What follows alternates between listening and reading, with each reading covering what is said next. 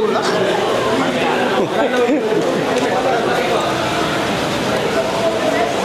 Pinail po namin is isang criminal case po dahil sa paglabag ng Section 8A RA 9160 na naamindihan ng RA 11521. Ang sinasabi po sa batas ay bawal po na isiwalat ng AMLAC kahit anong impormasyon na nalakap nila sa mga bangko. Kung meron silang gustong exception doon sa batas na yon, dapat nilagay nila.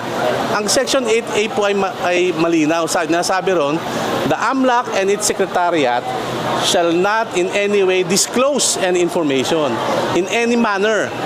So anong ibig sabihin ng in any manner?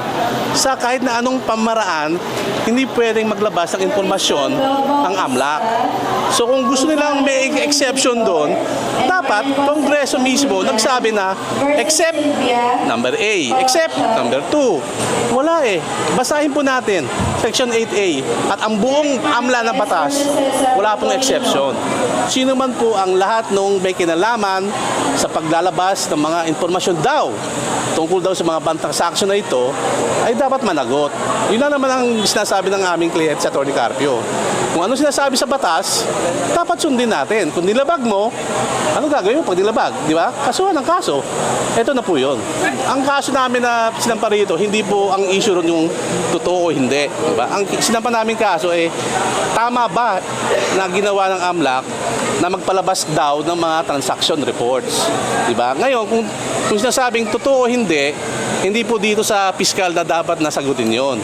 Siguro baka dapat sa impeachment court. Di ba? Eh hindi naman po parte ng impeachment si Atty. Carpio. Ang sinasabi namin, yung AMLA, bawal maglabas ang AMLA ng kahit anong informasyon. Ngayon, kung gusto nang usisahin yung mga bank reports, bank information, meron namang paraan sa batas. Di ba? Pero ang sinasabi namin, yung AMLA mismo, hindi pwede maglabas ng kahit anumang informasyon na nakuha nila galing sa mga bangko. Sa parte ni Atty. Carpio, dahil nga pribadong individual naman siya, napilit na sinasama sa impeachment, hindi kami po parte ng impeachment proceeding.